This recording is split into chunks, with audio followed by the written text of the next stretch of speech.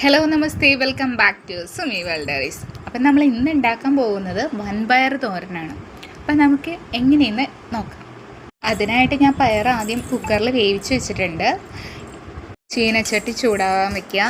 അതിലേക്ക് വെളിച്ചെണ്ണ, കടുക്, ഇനി അത് പൊട്ടിക്കഴിയുമ്പോൾ കുറച്ച് ചെറുള്ളി, വെളുത്തുള്ളി, മല്ലിയില, വേപ്പില ഇതെല്ലാം ഇട്ട് നന്നായി മിക്സ് ചെയ്ത് ഒന്ന് വഴണ്ടി വരുമ്പോഴേക്കും അതിലേക്ക് മഞ്ഞൾപ്പൊടി, കുറച്ച് ഉപ്പ്, കുറച്ച് മുളക് പൊടി ഇതെല്ലാം ഇട്ട് നന്നായി മിക്സ് ചെയ്യാം.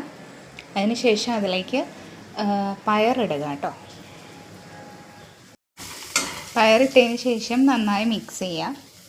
അതിന് ശേഷം കുറച്ച് ചതച്ച മുളകാണ് ഞാൻ ഇടുന്നത്.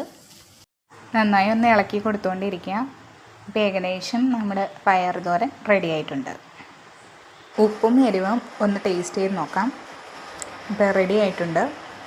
അപ്പോൾ ഇന്നത്തെ അത്താഴത്തിന് തേങ്ങാപ്പാൽ ഒഴിച്ചുണ്ടാക്കിയ മോര് കറിയും വൻപയർ തോരനുമാണ് ഇന്നത്തെ കറി. അപ്പോൾ വീഡിയോ ഇഷ്ടപ്പെട്ടാൽ ലൈക്ക് ചെയ്യുക, കമൻറ്റ് ചെയ്യുക, ഷെയർ ചെയ്യുക, സബ്സ്ക്രൈബ് ചെയ്യുക.